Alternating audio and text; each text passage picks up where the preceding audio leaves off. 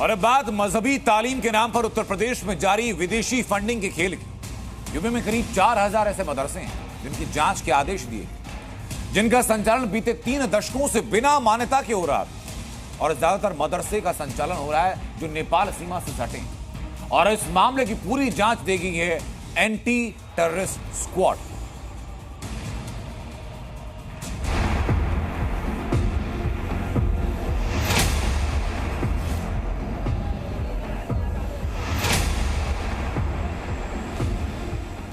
विदेशी फंडिंग की आशंका, रडार पर 4191 मदरसा।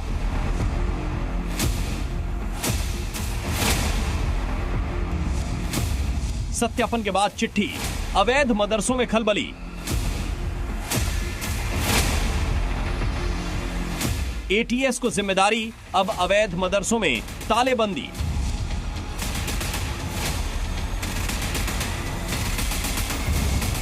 उत्तर प्रदेश के अलग अलग जिलों में अवैध मदरसे पर सबसे बड़े एक्शन की तैयारी शुरू हो गई है। आरोप है कि 3 दशक से यूपी के कई जिलों में धड़ल्ले से अवैध मदरसे चल रहे हैं। फंडिंग को लेकर कोई पुख्ता जानकारी नहीं है। तालीम की आड़ में धर्म परिवर्तन और बाहरी लोगों को बसाने का नेटवर्क चल रहा है। और अब उत्तर प्रदेश की योगी सरकार ने एटीएस को इसके जांच की जिम्मेदारी सौंपी है। लखनऊ से जिला प्रशासन को आदेश जारी हुआ है। चिट्ठी में लिखा है कि 4000 से अधिक गैर मान्यता प्राप्त मदरसों पर संदेह है, फंडिंग की जांच की जाए। दरअसल लंबे समय से मदरसे की गतिविधियां एटीएस और जांच एजेंसियों की रडार पर है। मजहबी तालीम की आड़ में धर्म परिवर्तन के नेटवर्क का भी कई बार खुलासा हो चुका है।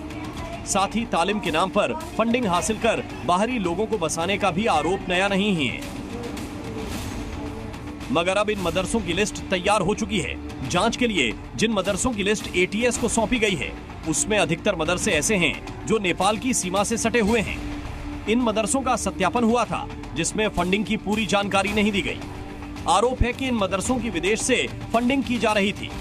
मदरसों के बैंक खाते में पाकिस्तान और अरब देशों से पैसे पहुंचने का भी आरोप है। यही नहीं, इन मदरसों में टीचर और स्टाफ की नागरिकता को लेकर भी संदेह है। वहां पर कौन पढ़ा रहे हैं,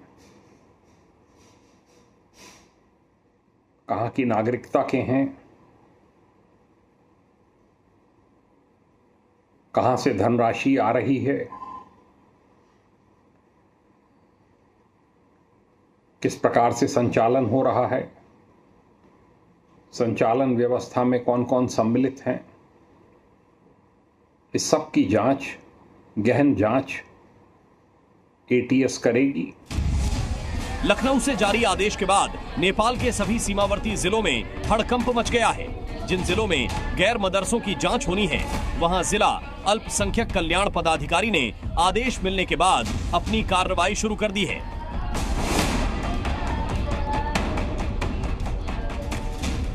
बहराइच में ऐसे करीब 500 मदरसे हैं जिन पर विदेशी फंडिंग का शक है। केवल बहराइच में कुल 792 मदरसे हैं, जिनमें से 595 मदरसे गैर मान्यता प्राप्त है, जिनकी जांच शुरू कर दी गई है। शासन के निर्देश के क्रम में जो जांच हुई थी, उसमें 495 मदरसे गैर मान्यता प्राप्त अपने जनपद में पाए गए हैं। जो लेटर आया है सर, उसके संबंध में जो लेटर आया है उसमें जो गैर मान्यता प्राप्त मदरसे हैं, इनमें फंडिंग के सत्यापन के संदर्भ में है, और यह है कि अब तक उन्होंने मान्यता क्यों नहीं ली थी।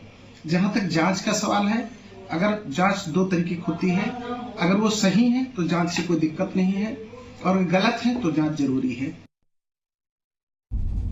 बहराइच की तरह नेपाल सीमा से सटे गोंडा में भी सैकड़ों मदरसे एटीएस की रडार पर हैं, जिनकी फंडिंग को लेकर सत्यापन के दौरान पूरी जानकारी सामने नहीं आई थी। जानकारी के अनुसार गोंडा में 286 ऐसे मदरसे हैं जो एटीएस की रडार पर है। इन सभी मदरसों का संचालन मकतब के रूप में हो रहा था। जिला प्रशासन को इन मदरसों की जांच में एटीएस का सहयोग करने कहा गया है। एक तरफ गैर मान्यता प्राप्त मदरसों को लेकर जांच शुरू हो गई है, तो वहीं इस पूरे मामले पर कांग्रेस यूपी सरकार पर सियासत का आरोप लगा रही है। तो ऐसे में मुद्दों से ध्यान भटकाने के लिए इस तरीके की मदरसों पर कार्रवाई हो रही है। सिर्फ ध्रुवीकरण की राजनीति बीजेपी दिन रात कर रही है। जिन वादों के साथ जनता के करके बीजेपी सत्ता में आई थी, उन सभी वादों पर फेल हो चुकी, इसीलिए जनता ने लोकसभा चुनाव में हराया, अब उपचुनाव में हराएगी और 27 में ध्रुवीकरण करने वाली भाजपा का सुपड़ा साफ है। इन आरोपों से इतर कई सवाल भी हैं। मसलन एचडीआर 4000 से अधिक मदरसों की तालेबंदी। आखिर 3 दशक से अधिक वक्त से 4000 मदरसों का संचालन कैसे हो रहा था? अगर इतने बड़े पैमाने पर फंडिंग का शक था तो किसी जिले में कोई ठोस कार्रवाई क्यों नहीं की गई? 4000 से अधिक मदरसों को अब तक कितनी फंडिंग हो चुकी होगी? इतने बड़े पैमाने पर बिना मान्यता लिए मदरसे के संचालन के पीछे मकसद क्या था? इन सवालों के जवाब अब यूपी एटीएस को खंगालने हैं, लेकिन इसमें कोई दो राय नहीं है कि इस जांच के बाद यूपी में अवैध मदरसों को लेकर कई बड़े खुलासे भी हो सकते हैं। बहराइच से राजू शर्मा, गोंडा से अतुल यादव, लखनऊ से प्रीति Srivastava. Bureau report, C media. Zee News.